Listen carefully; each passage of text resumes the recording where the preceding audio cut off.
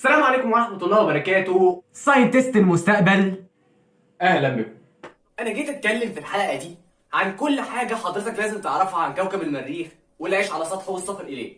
أظن طبعا كلنا وبدون استثناء شفنا شاحنة البرسيفرنس وهي بتهبط على سطح المريخ، وشفنا مسبار الأمل وهو بيخش المدار بتاعه، والاتنين عطونا صور لكوكب المريخ والفرحة والسرور عام المجتمع العلمي.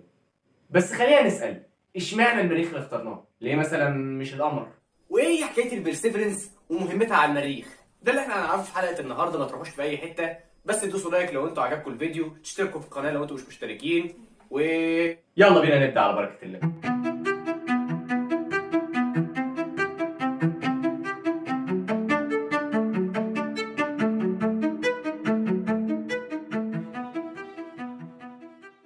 ايلون ماسك في اكتر من مؤتمر وفي اكتر من تصريح ليه صرح وقال ان البشر هيوصلوا للمريخ سنه 2025، وان شركته سبيس اكس عامله ميزانيه كامله للموضوع ده غير طبعا رحله مارس 1 اللي اثارت الجدل. بس خلينا على اقتناع وعلى علم ان فكره السفر خارج الارض والبحث عن بدائل ليها والعيش على كواكب اخرى اتكتب عنه روايات بالهبل واتعمل عنه افلام كتيره جدا، هقولها لكم في اخر الفيديو. بس خلينا نطرح السؤال الذهبي، ليه نسيب الارض؟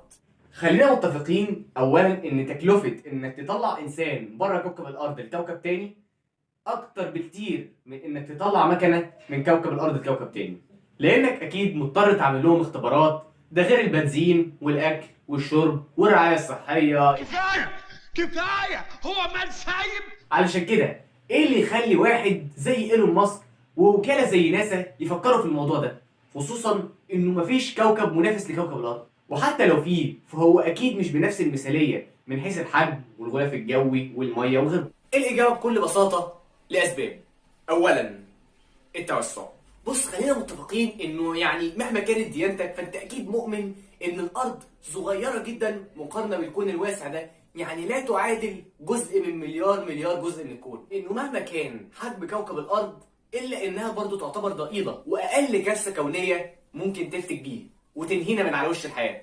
ساعتها لو كوكب الارض جراله اي حاجه خلاص احنا كده هننعدم وهننقرض ومش هيبقى لنا اي وجود في الكون. هيحصل لنا بالظبط كده زي ما حصل للديناصورات. ثانيا الثروات. كوكب الارض بيحتوي على مواد نفيسه جدا ممكن تستخدم في العلاج وتستخدم في الحلي والزينه وغيرها. فلو احنا استعمرنا كوكب تاني ممكن نلاقي المواد دي بكميه مهوله، ممكن نكتشف معادن تانية، مواد جديده وممكن نستخدمها في علاج امراض ما كناش لاقيين لها علاج. ثالثا البحث العلمي. اظن طبعا انت لو ركزت معايا في السببين اللي فاتوا فمش هنحتاج ان انا اشرح لك السبب الثالث. ممكن نعمل مراكز ابحاث ونعمل مراكز دراسات زي ما بالظبط بنعمل في القاره القطبيه الجنوبيه في انتاركتيكا. طيب ماشي، ادينا عرفنا ايه هي لازمه السفر خارج كوكب الارض. اشمعنى بقى كوكب المريخ بالظبط؟ ايوه فعلا، ماله القمر؟ ما هو حلو اهو زي القمر. بس للاسف خليني اصدمك واقول لك ان القمر مش زي القمر. ليه؟ علشان هو اصلا قمر. بص يا بابا، احنا هنعمل مقارنه صغيره جدا بين كوكب الارض وكوكب المريخ والقمر، وخلينا في الجدول ده نبدا بالمقارنه بين كوكب المريخ والقمر. انهي الاصلح للحياه؟ انا بقى هقول صفاتهم وانتوا هتحكموا قبل مني انهي واحد فيهم يصلح للعيش. خلينا ما نتعبش نفسنا ونروح للابعد. نبدا بالاقرب. القمر اقرب برم سماوي للارض وبيرمز اليه بالرمز على الشاشه امامكم. طبعا اللي قرا روايه ذا مون از هارش ميسترس هيفهم قصدي وهيعرف انا ليه اخترت القمر الاول. القمر بيتمم دوره كامله حوالين محوره كل 28 يوم ارضي، يعني اليوم على القمر بيعادل 672 ساعه تقريبا شهر. علشان كده اصحابنا في علم الفلك بيسمعوا عن حاجه اسمها الشهر القمري، اللي هي الفتره اللي بياخدها القمر علشان يتمم دوره كامله حوالين محوره. كتله القمر بتعادل تقريبا 7.3 في 10 أس 22 كيلو جرام، تقريبا اصغر ب 82 مره من كوكب الارض. طول نص قطر القمر بيعادل تقريبا 1737 كيلو متر. يعني بشويه حسابات بسيطه كده مش هتكلف حد، لو جينا نحسب مساحه سطح القمر هتعادل تقريبا 3.7 في 10 أس 7. يعني احنا لو قصقصنا القمر وعملناه ورقه فالورقه دي هيكون مساحتها تعادل تقريبا مساحه قاره زي قاره افريقيا. القمر بيبعد عن الارض حوالي 384,811 كيلو متر. القمر بيعتبر افضل بديل لكوكب الارض بسبب كميه الميه المعقوله، لان هي موجوده بكميات كويسه في الفوهات البركانيه بتاعته، وموجوده بكميات كبيره عند القطبين. ده غير ان هو قريب جدا، فعشان كده احنا نقدر نتواصل مع اهل الارض بسبب قربه. وطبعا قرب المسافه دي هتوفر لنا وقود وهتوفر لنا فلوس. بس للاسف القمر فيه مشاكل. اول حاجه درجه الحراره. احنا اتفقنا ان القمر بيتمم دوره كامله حوالين محوره كل 28 يوم تقريبا. يعني تقدر تقول ان القمر وشه بيقعد 14 يوم متصدر للشمس، والوش التاني متصدر للضلمه على طول. يعني النهار مدته 14 يوم والليل مدته 14 يوم. ده غير طبعا ان ميل محور القمر بيعادل 1.54 درجه. طبعا حد هيقول لي يعني ايه الكلام ده؟ يعني مفيش فصول سنه ومفيش تنوع في المناخ. هو 14 يوم يا بابا عينك ما تشوفش فيهم الا النور، يا اما نهار ويبقى الجو حر جدا بتصل فيه درجه الحراره لحد 127 درجه، و14 يوم بالليل درجه الحراره فيهم بتبقى برد جدا قد تصل الى سالب 1930 درجه. طبعا بغض النظر عن عدم تحملك لدرجه الحراره دي اصلا وللتغير الكبير ده، التغير في درجه الحراره والفرق الشاسع ما بينها ده ممكن يأثر بالسلب على المباني والمنشآت الهندسية اللي هتتبنى على سطح القمر، عملا بالمبدأ الفيزيائي اللي بيقول إن المواد بتتمدد بالحرارة وتنكمش بالبرودة. ده غير طبعا الجاذبية.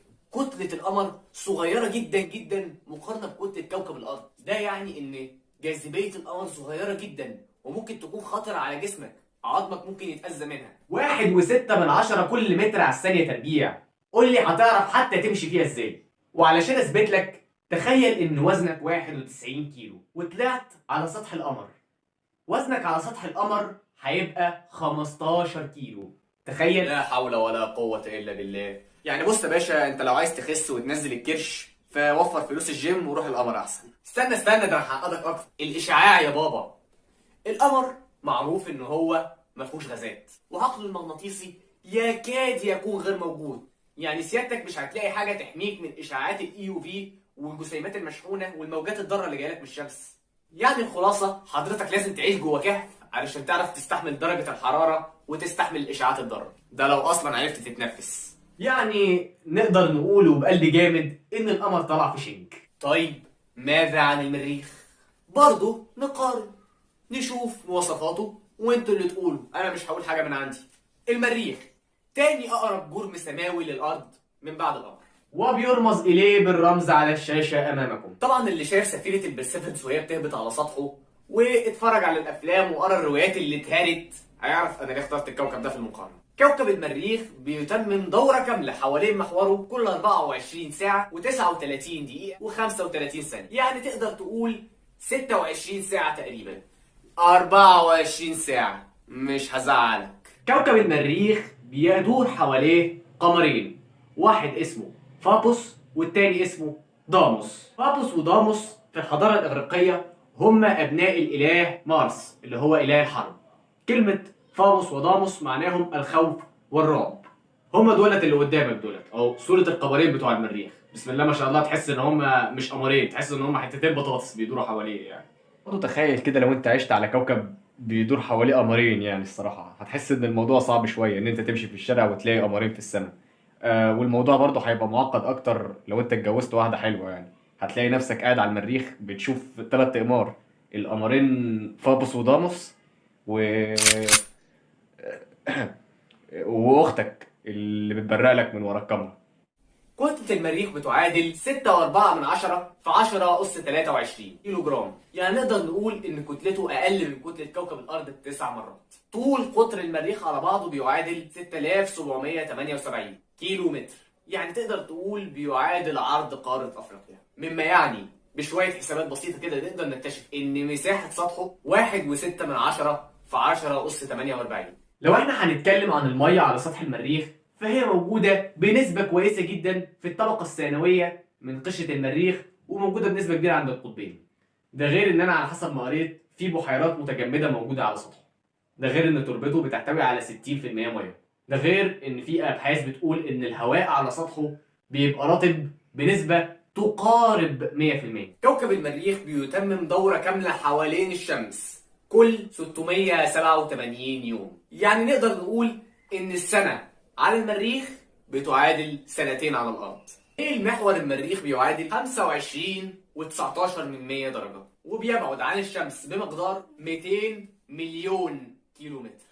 طبعا ده مسافة بعيدة جدا، لأن كوكب الأرض بيبعد عن الشمس 150 مليون كيلومتر تقريبا، ودي طبعا يعني بيبقى متوسط المسافة لأن المدار بيبقى بيضاوي. المناخ على سطح المريخ بالنسبة لمناخ كوكب الأرض يعتبر بارد جدا. درجة الحرارة على سطح المريخ بتبقى منخفضة جدا، قد تصل أعلى درجة حرارة على سطحه إلى 35 درجة، وأقل درجة على سطحه سالب 143، ودرجة الحرارة المتوسطة على سطحه سالب 46. الضغط الجوي على سطح كوكب المريخ بيعادل تقريبا ما بين 4 إلى 87 كيلو باسكال، يعني نقدر نقول 1% من ضغط كوكب الأرض. طبعا ده منخفض جدا، سيادتك ما تستحملوش. المغناطيسي لكوكب المريخ ضعيف جدا جدا مقارنة بكوكب الأرض، طبعا في معظم المناطق، ولكن في الماضي الحقل المغناطيسي بتاع كوكب المريخ كان قوي جدا جدا، قد يكون أقوى من كوكب الأرض بسبب اللب المعدني اللي موجود في داخل الكوكب، ولكن بسبب الانفجارات البركانية اللي كان بيعملها بركان أوليمبيوس على سطحه.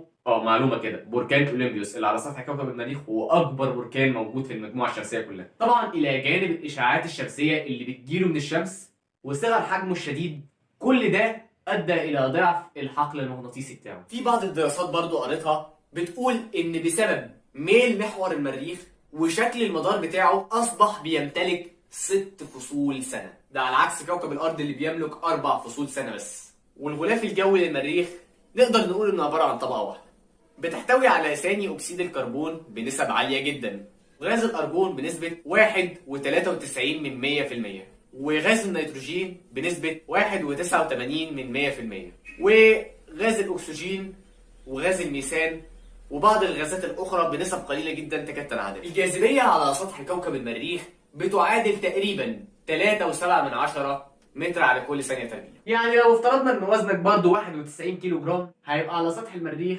31 كيلو. المسافة بين الأرض والمريخ بتعادل تقريبا 50 مليون كيلو، ده لو الاتنين متقابلين في نفس المكان بتاع المدارات، ودي الصراحة بتحصل كل سنتين، بيبقى اسمها اقتران المريخ.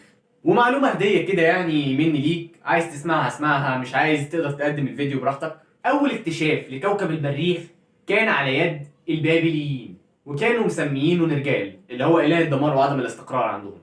وبعدين جاء الرومان بعد منهم واكتشفوا كوكب المريخ وسموه مارس. وفي معلومة برضو، كلمة مارس اقتبسها الرومان من يوم الثلاثاء في اللغة اللاتينية، ويوم الثلاثاء في اللغة اللاتينية أو اللغة اليونانية معناه دايز مارتس أو مارس اختصارا. علشان كده انت لو بتدرس إيطالي هتلاحظ ان يوم الثلاثاء في اللغة الإيطالية معناه ميرتيدي أو ماردي باللغة الفرنسية أو مارتس بالأسباني. وطبقا للأيديولوجيات النفسية اسم الإله مارس ارتبط باسم الإله تاير، علشان كده اليوم الثلاثاء في اللغة الإنجليزية اسمه تيوزداي. ومعلومة كمان مني ليك، تالت شهر في السنة الرومان كانوا مسميينه مارس أو مارش باللغة الإنجليزية، لأن مارس اللي هو إله الحرب عندهم كان معروف إن هو بيحمي المحاصيل وبيديهم الخير. اسأل أي حد بيفهم في الزراعة والمحاصيل هيقولك إن أفضل وقت للزراعة والحصاد بيبقى في شهر مارس. في حضارات على فكرة كانت بتطلق عليه أسماء مختلفة، مش شرط يعني أسامي آلهة. يعني عندك مثلا الحضارة الصينية كانوا مسميينه يينغ هاو، وكلمة يينغ هاو هي كلمة صينية معناها الكوكب الغامض.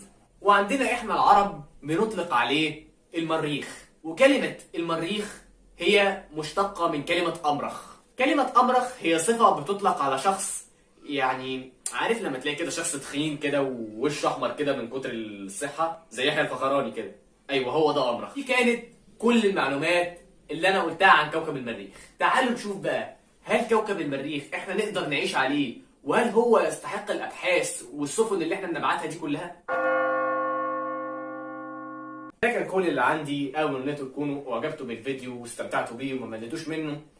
تدوسوا لايك، تشتركوا في القناه لو انتوا مش مشتركين، تفعلوا الجرس، تشيروا الفيديو على قد ما تقدروا، لان احنا لسه فاتحين جديد وعايزين نستقطب فئه من المشاهدين، لان المحتوى بتاعنا الصراحه احنا بنتعب فيه. تعليق حلو لان هو ده اللي بيشجعنا.